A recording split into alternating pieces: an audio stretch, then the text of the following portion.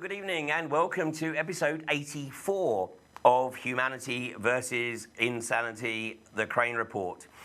Now, it's been 2 weeks since I was last with you, and a lot has happened in that time. Of course, the last time we were broadcasting, it was the eve of the US presidential election. And my guest on that show was an absolutely spellbinding lady by the name of Judith Very Baker. Now, for whatever reason, Judith hadn't actually come onto my radar until a few weeks ago. And then I have the opportunity to get in touch with her, find that we're speaking at the same event in Ireland in February, and she agreed to come on as my guest. And of course, Judith's claim to fame, amongst many other things, is that she was briefly the girlfriend, lover, of Lee Harvey Oswald in the months leading up to the fateful date of November 22nd, 1963. And of course, tomorrow is the 53rd anniversary of the JFK assassination. So we're talking a little bit more about the event in Ireland in a little while, the Open Mind conference there, and I am delighted to be sharing a platform with Judith. So she is a remarkable lady. There's a lot more to this lady than just the fact that she was briefly in a relationship with Lee Harvey Oswald, and I think it's those facets of her background, particularly her knowledge and insights into the development of cancer and cancer treatments, and more importantly, weaponized cancer. And she just touched on this in the previous episode. So if you haven't seen that episode, obviously it was episode 83, but if you haven't seen that episode, then do check it out. Now, of course, what has happened since is the fact that we have had the US election.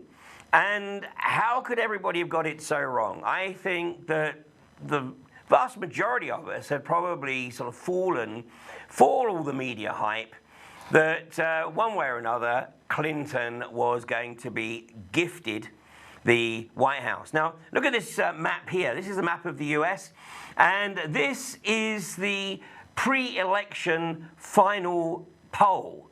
And as you can see, the forecast was that it was going to be very, very close, that Clinton was going to have 272 college votes, and Trump was going to have 266. And 270 is the marker which would swing it. And the key swing states, as you see on the map there, the key swing states are Ohio and Florida. And of course, these two states have featured in previous elections. It was the hanging chads in Florida in the 2000 election, which saw the election gifted to George W. Bush by the Supreme Court ruling. And then it was Ohio 4 years later when Bush was once again gifted the election over John Kerry. So this was the forecast, 272 versus 266. And let's have a look at the reality. Because at this, let me go back here. This is 2012. And this is Obama and Mitt Romney. And Obama creamed it with 332 college votes. And as you can see, basically, he really took the northeastern states there. But now, moving forward, of course, the reality was that everybody, including, it seems, Newsweek, thought that Hillary Clinton was going to actually get the White House, or the keys to the White House. And some 250,000 copies of Newsweek were printed with this as the cover, Madam President. Now, I should imagine if anyone's managed to get hold of a copy of that, it's going to be worth $1 or $3 in the years to come, because I think the likelihood of that now ever coming to fruition is extremely slim to absolute none. So right up until the count started, so the early hours of November 9th, everyone, I think, still thought that Hillary Clinton was going to squeak through. But here's the reality. And this is not the latest situation, because actually there are still some votes being counted, would you believe? Apparently Michigan is historically one of the last states to declare its votes, but the rules of the US election are that all votes have to be declared by, I think it's 30 days after the event. So it could be in early December before the final results are actually known.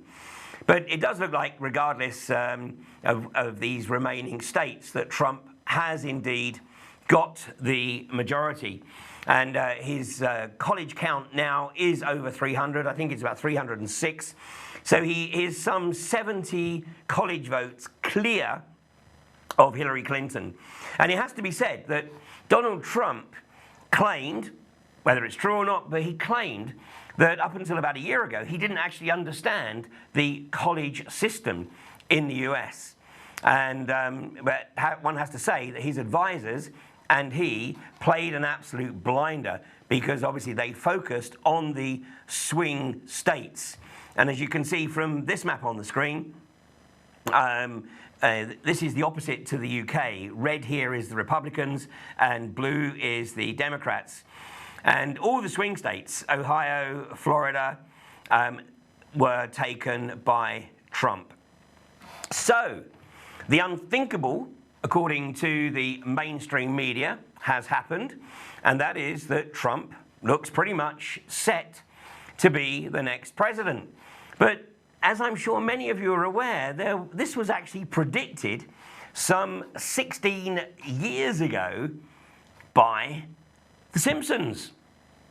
And there was an episode in 2000 where, in the storyline here, President Trump was in the White House. And in fact, the episode continued through, and he was actually superseded by Lisa Simpson, who was clearly intended to represent Hillary Clinton. But I want to show you a short clip from that episode from 16 years ago, because there's a couple of elements within that episode that are truly remarkable. So take a look at this.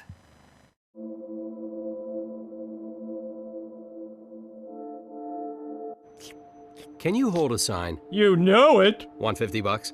Woohoo! Do you care who the next president is? No. Come with me. Fade, fade, fade. Fade, fade, fade.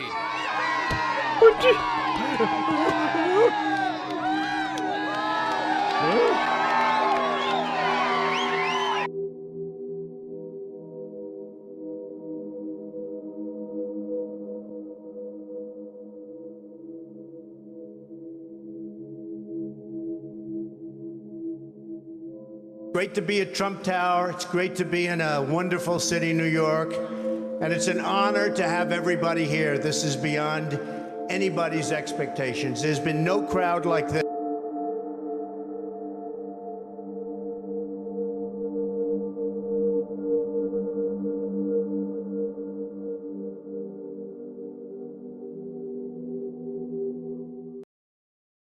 So let's take a look at the crucial scene there. So let's bring this still back up on the screen. And what we see here is Homer Simpson, in this case, from The Simpsons, obviously, following Donald Trump, the president-elect at this point, in Trump Towers. And the two scenes you see in the scene and in the actual video footage, exactly this skylight from Trump Tower in New York. And there are some other similarities, like this character here, I think it's this one of them drops his sign, which is exactly what occurs in the footage from literally just 2 weeks ago. So here's the quiz, and there's no right or wrong answer here. Well, I'm sure there may be a right answer, but I'm not for one moment suggesting that I know what it is. But here's the question. How did The Simpsons manage to predict the Trump presidency and pre-create the escalator scene in Trump Towers? Well, I've kicked this around with a few friends, and here's the options, or a selection of 4 of the options that we came up with. So number 1, Trump was aware of the episode, and I have to say this is quite probably the most likely. Trump was aware of the episode and purposely recreated the escalator scene.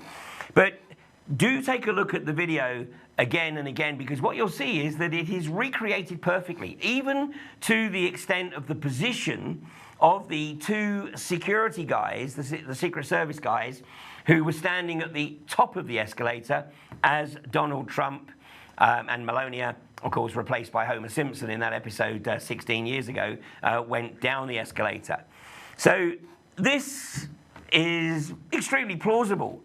And of course, only Donald can really tell us whether that's exactly what occurred, because of course he even raises his arm at exactly the right moment. So it was clearly, if this is the case, well thought out and well rehearsed. But here, there's 3 less likely, but nonetheless interesting propositions.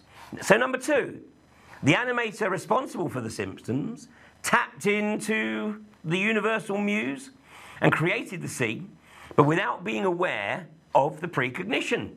He was simply doing his job, doing what is required of a professional animator, and scripting the scene. So number 3, was their precognition brought about by psychoactive drugs? It's an area that we don't have time to get into tonight, but it is well documented that some psychoactives do seem to have the ability to take the right brain outside of the time-space continuum. So was it possible that maybe the animator actually had the precognition, but that was aided by some psychoactives? Or number 4, was Marty McFly on the Simpsons animation team? And I'll leave that last one hanging there.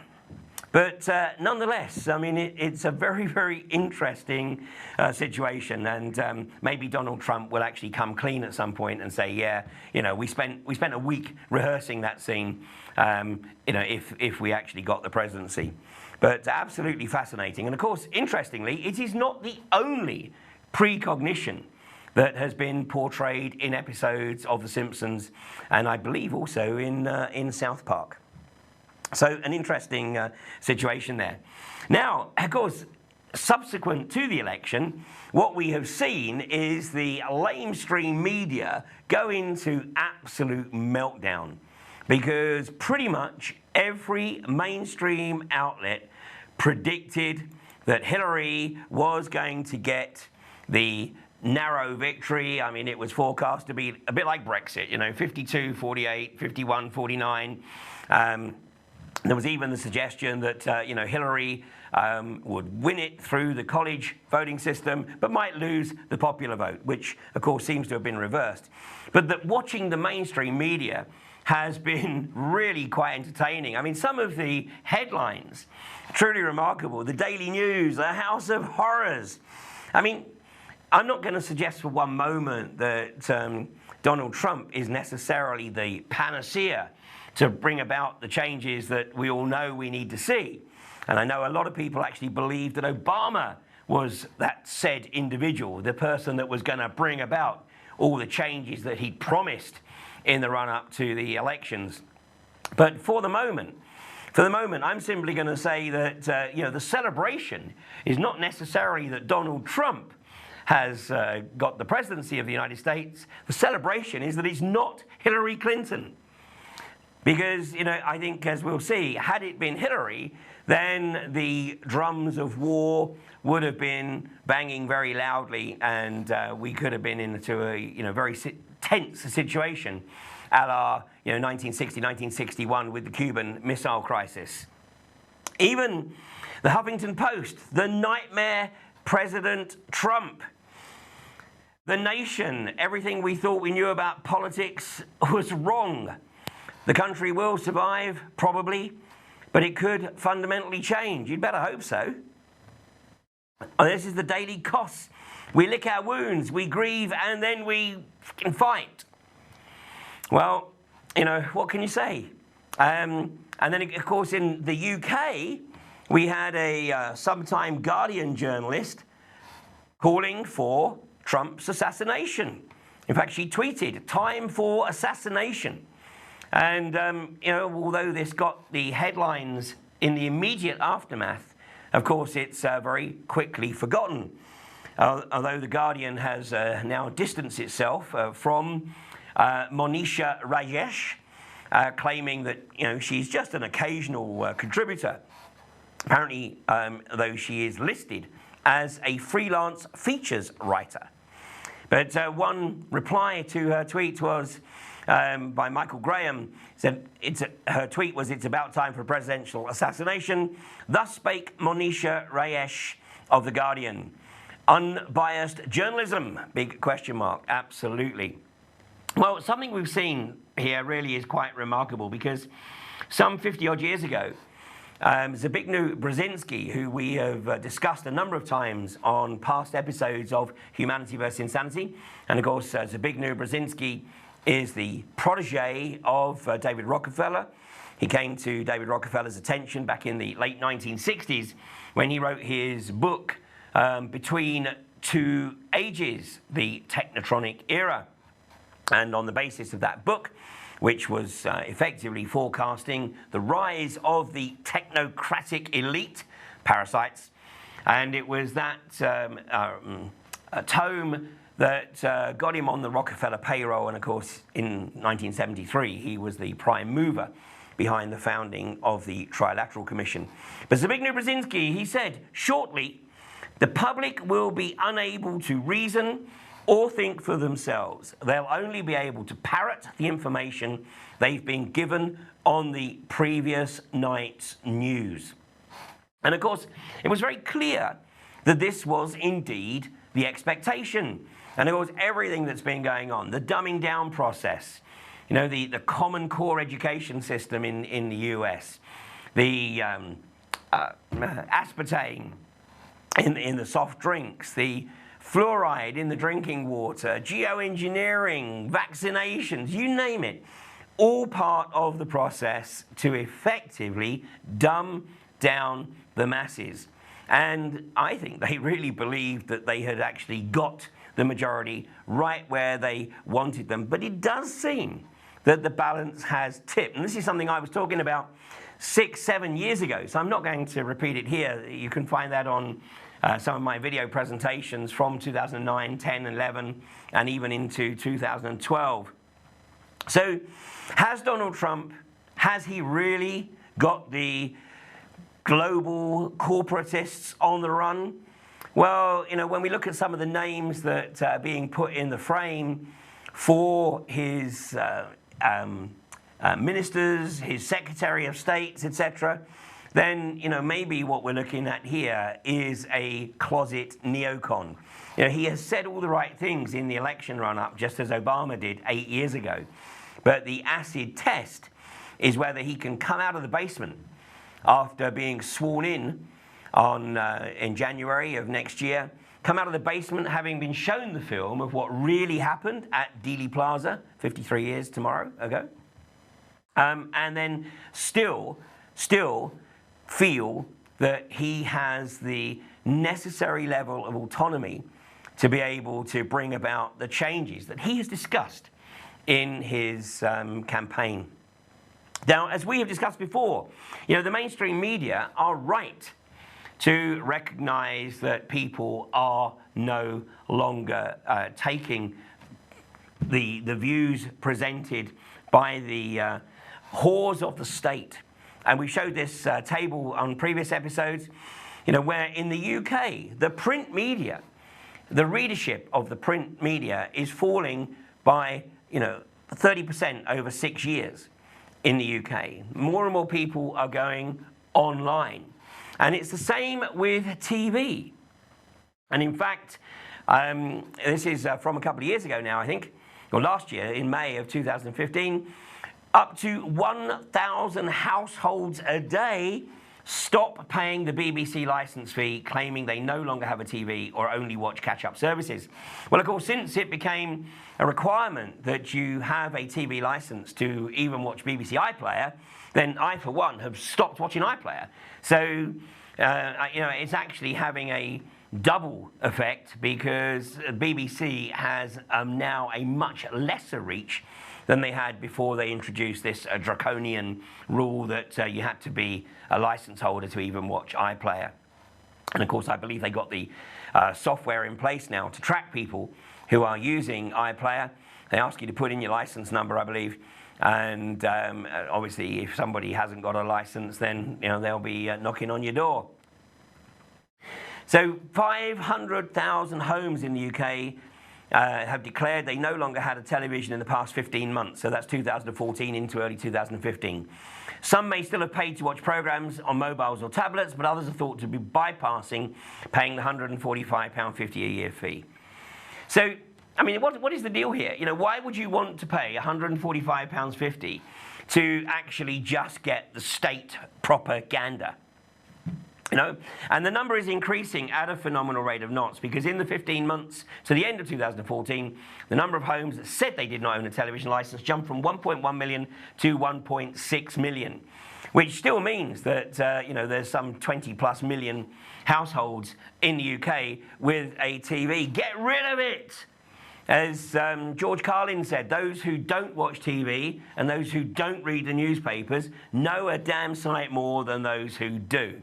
And some wonderful graphics from my good friend David Dees, who's had a very interesting ride over the last few years, but seems to have settled nicely in a remote part of the United States, having been almost forcibly ejected from Sweden, where he was hoping to escape the rampant corporatism of the United States.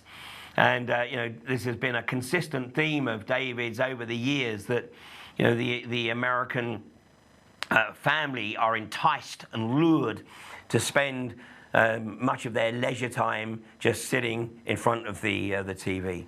And of course, what has subsequently transpired is that the mainstream and their respective governments have called for fake news sites to be banned. Well, tonight I have an absolute revelation for you, because I am going to reveal to you the two biggest fake news sites on the planet. And this may not come as a surprise to many people, but others it might. And so if you are tuned in to either of these channels, then all I can say is, you have to have your bullshit filters turned up to absolute maximum, because these are the two worst offenders on the planet for feeding absolute dross. So let's start with number 2. This is the second biggest fake news site on the planet. There it is. BBC. And what is the biggest fake news site on the planet? BBC World News. So anybody tuning to either of these stations, whether that's radio or TV, then the only reason to tune to these stations is for pure entertainment, although sadly, the days of decent entertainment are long gone. So, excuse me, I'm sure that the vast majority of people who are watching this and listening or watching many of the other programs put out by the alternative media are more than capable of applying discretion and discernment and deciding for themselves what is pure BS, what is state propaganda, and then using multiple sources to determine what is most likely to be the truth. Because obviously, unless we are physically in a particular location and observing events unfold, then to all intents and purposes, whatever we perceive is still based on hearsay. But if you take your information, if you take your perceived truth from the likes of the BBC News or BBC World News, then the reality is that, if we're having a conversation, then I'll humour you. But in reality, you have no idea what's going on, and I'd rather spend time with the people that have put a little bit of effort into applying their discretion and their discernment and coming up with the most likely sequence of events in any given situation. Well, here's an example of how the propaganda changes based on the outcome of events. So what we have is this from one of the British tabloids, death of a dynasty that was rotten to the core. Now hang on a second. This is a feature that gets written a few days just after Hillary Clinton loses the election. But how come this wasn't being presented in the British mainstream media when she was a candidate, when she was still the presidential candidate and being pushed forward as the president? So once she loses, then we can start to reveal the fact that the whole Clinton dynasty really has so many skeletons in the closet that she certainly was not in any fit state to return anywhere near to the White House. But we look at some of the pictures that have been presented in the media, and there's a very interesting transformation going on. And this is Hillary when she thought she was guaranteed. Of course, she unfortunately listened to George Soros and believed that George Soros had, paid off all the right people with the appropriate amounts of bucksheesh. And in fact, of course, we even saw in the Podesta emails that she appears to have even participated in the decision to ensure that Donald Trump became the Republican candidate, so that he effectively was the straw man candidate put up against her simply to create the charade so that she could say, well, I won fair and square. Well, over the last couple of weeks, she seems to have aged. In fact, some of these pictures, it looks like she's been on a binge of crack cocaine for the past 2 weeks, which of course is entirely possible. But, when I saw this picture of her, I realized that we'd actually been deceived all along. And the Anglo-American establishment had managed to manipulate this pantomime to a level beyond which any of us could have ever perceived. And it was this picture that gives it away. It wasn't Hillary Clinton. It was Christopher Monckton in drag, playing the role of Hillary Clinton. So there you have it, mystery solved. Well, I was actually going to pursue a line of discussion with Judith Ferry Baker because there has been some observation that Hillary takes on a completely different persona when she's about to go on the stage. And this is, of course, an observation that was also leveled at Hitler. But it was clear that Judith actually didn't want to go down that particular path, understandably perhaps. But one book that I would absolutely recommend reading is The Morning of the Magicians. It was originally written in French, Le Magie de le Matin, The Morning of the Magicians, by Louis Paul and Jacques Bergier.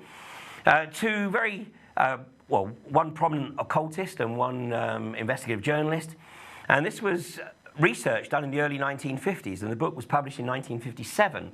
And it looks at the history of Adolf Hitler and his association with the Tula Society, and in particular with Reinhard Reckert, who some believe was his mentor, and the way in which he was perceived to effectively become temporarily possessed when he went into his great oratory.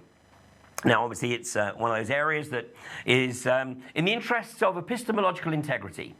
It's unknowable, but it's certainly an interesting consideration. And I have to say, the research of Paul Zimberger is truly outstanding. Meanwhile, of course, some of the British lovies, the heavyweights, get in on the act. And one that caught my eye was Ricky Gervais, otherwise known as David Brent of The Office. And in the Evening Standard, they ran a report that said Ricky Gervais goes into Twitter meltdown over angry, miserable President-elect Donald Trump.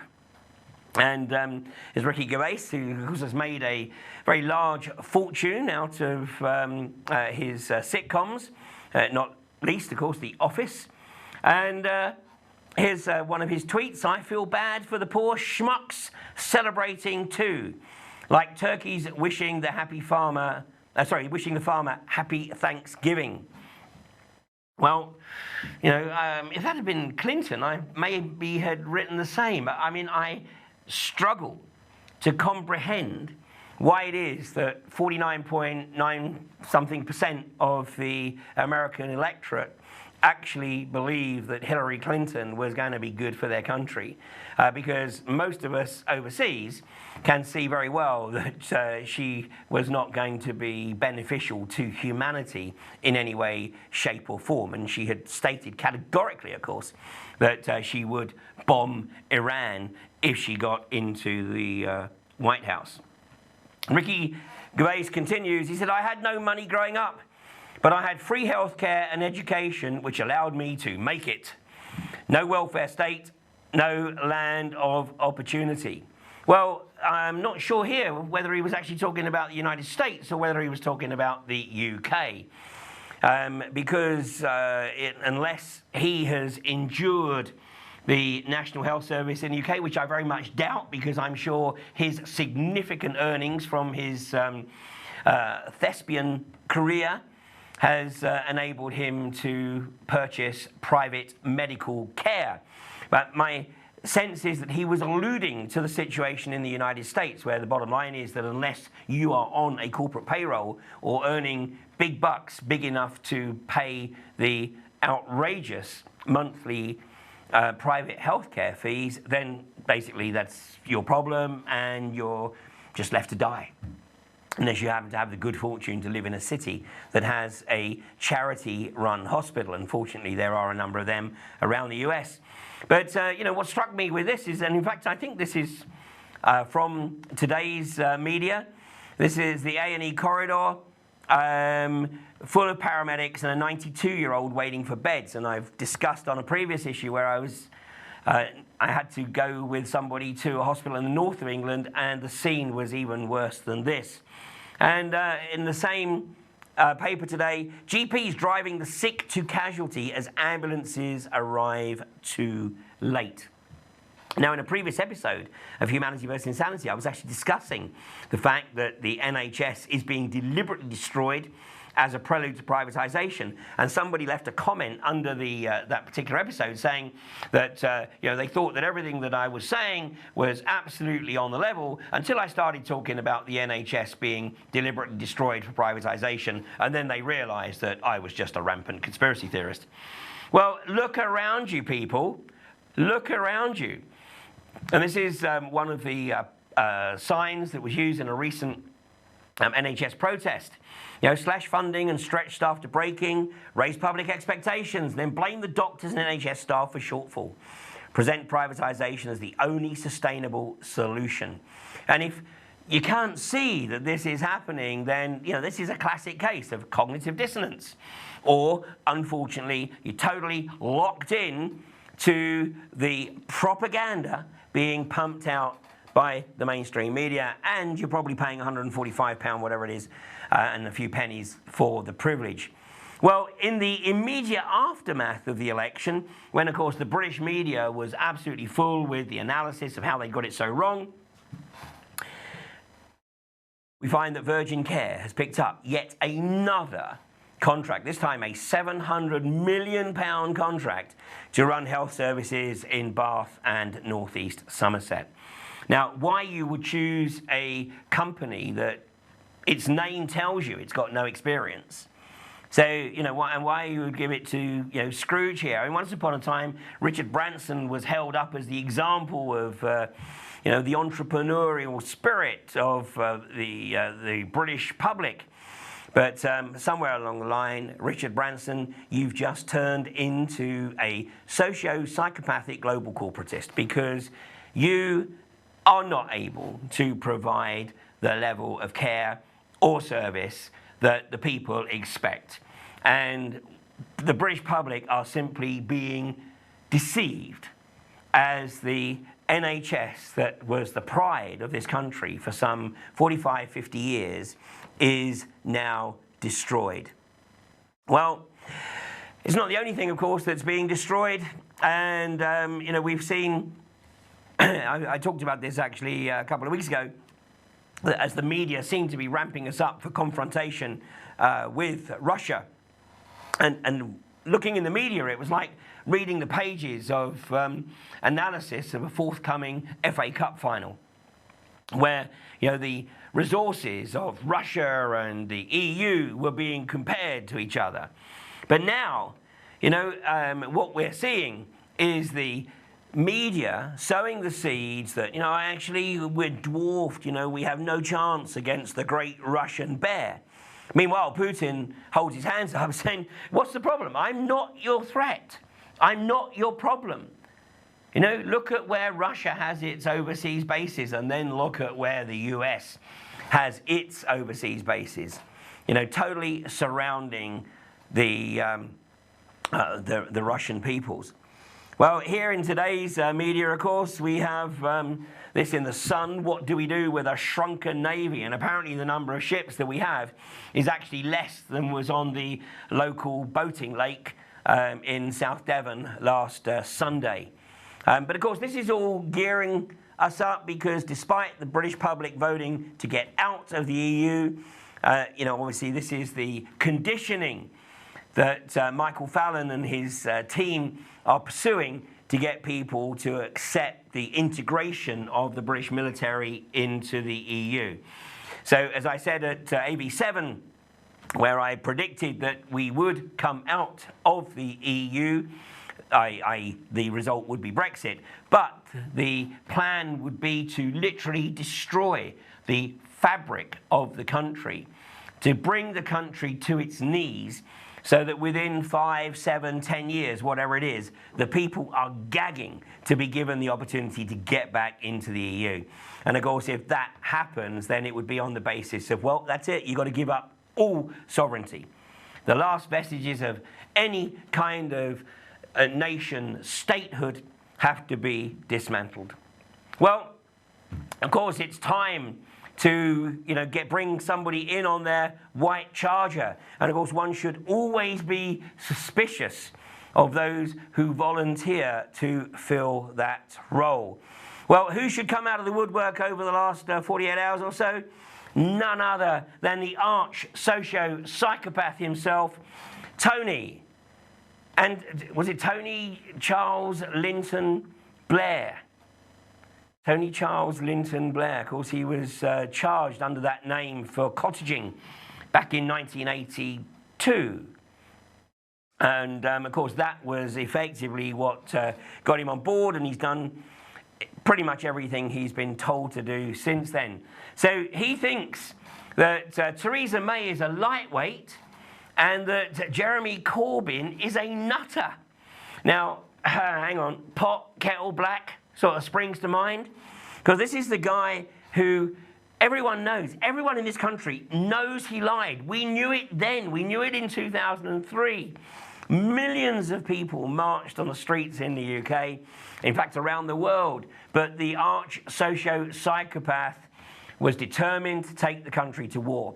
And of course, maybe what a lot of people don't realise is that it was Tony Blair who manipulated Bill Clinton into unleashing the US Air Force onto the Balkans, and which led to, of course, the conflicts, brutal conflicts in the former states that made up Yugoslavia.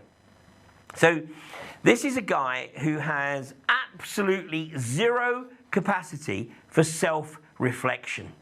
So let's just remind you, Tony, not that you're watching this, I'm sure, but let's just remind you what happened when you went to your one and only public book signing in Dublin some, I think, 6 years ago now. Let's take a look at this.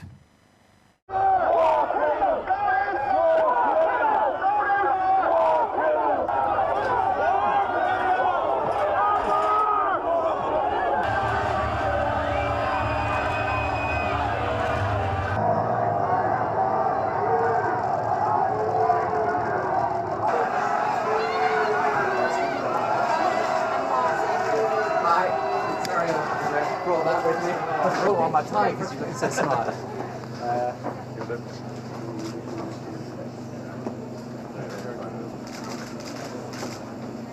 go.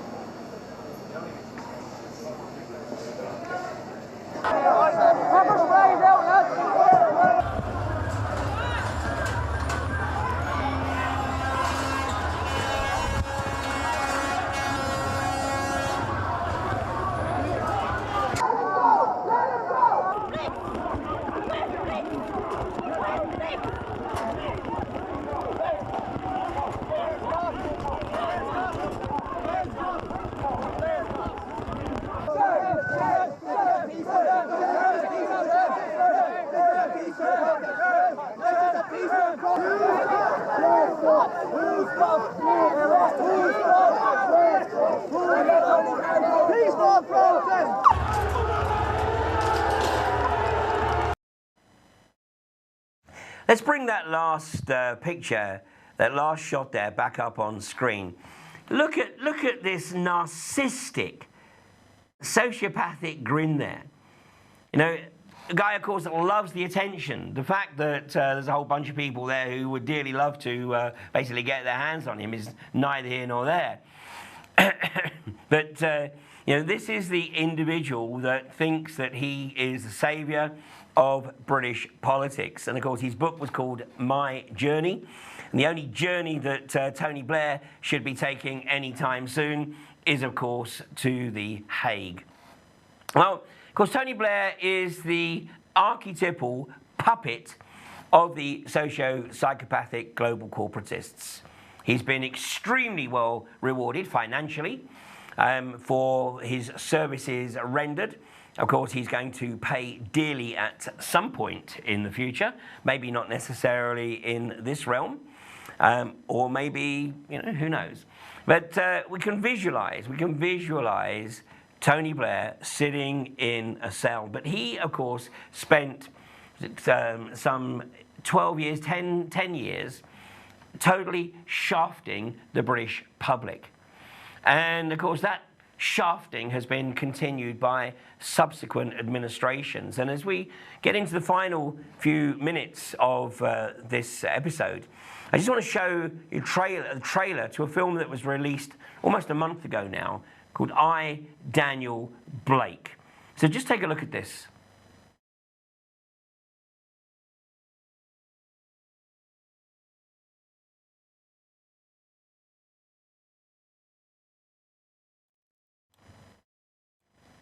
Your only option is job seekers allowance. Well, I want to appeal. You have to apply online, sir.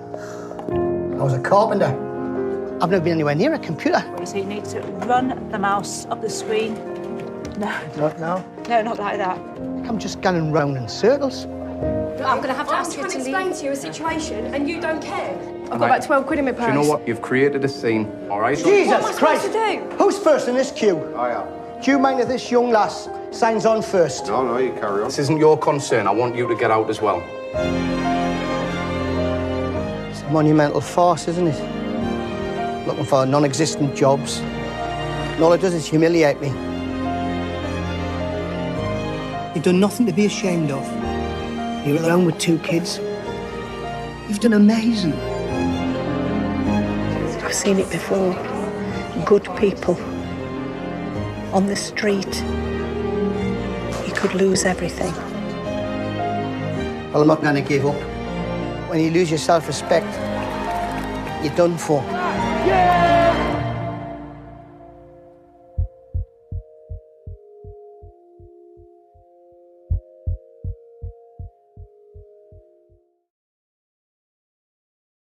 Now, the film was released in late October, and I went to see it on its opening day. And I'm pleased to say there was you know, a good number of people in the auditorium.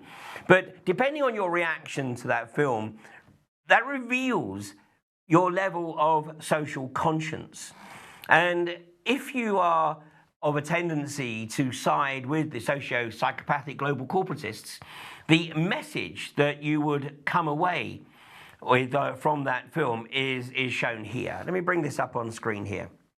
So the underlying message, if you are a supporter of the global corporatist agenda, that you have to stay in work. Any work, it doesn't matter what it is, but you stay in work. You never find yourself in a situation where you are having to claim benefits.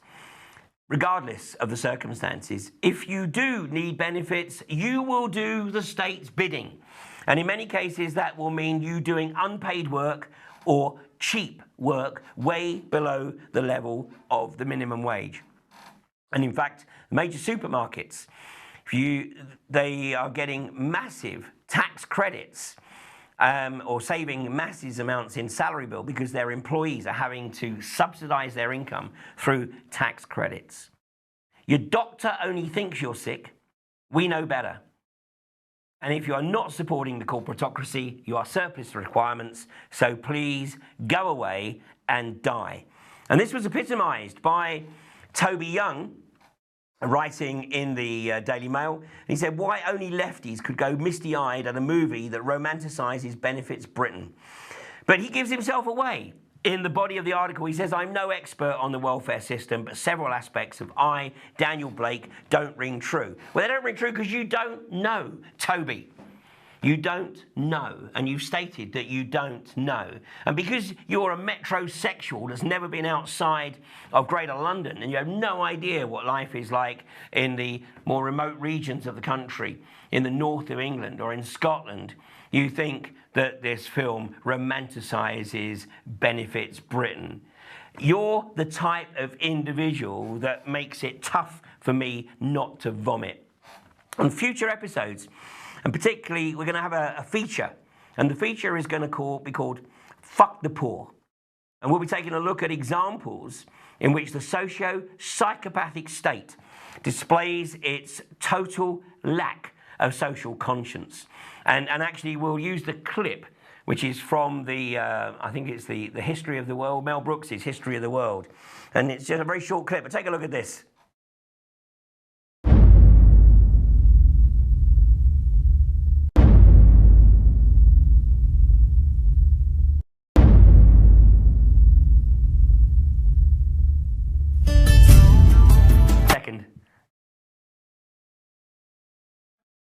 Okay, sorry. Well, as you can see, that was actually the wrong clip. So we'll come back to that. This is the promotional video for the Open Mind Conference. But before we do play that promotional video, let me just show this short clip from the History of the World from Mel Brooks.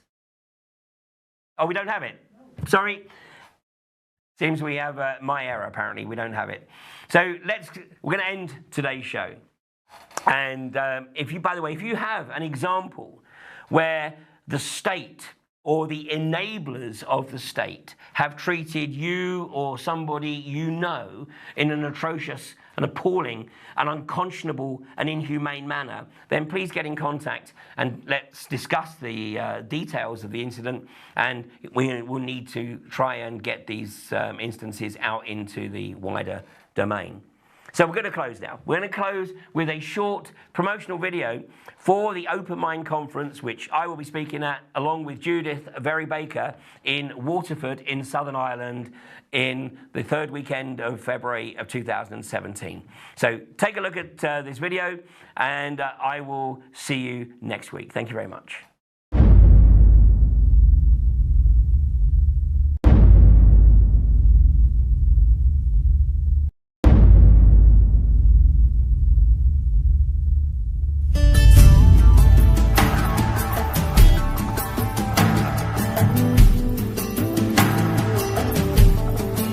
This is the difference between the power of our Creator and anything else, particularly evil. That you can go into a pitch black room full of evil, full of darkness, and light a little candle, and instantly that darkness flees. But you can't do the opposite. You can't go into a well-lit room full of truth and wisdom and righteousness and joy and health and harmony with the universal power.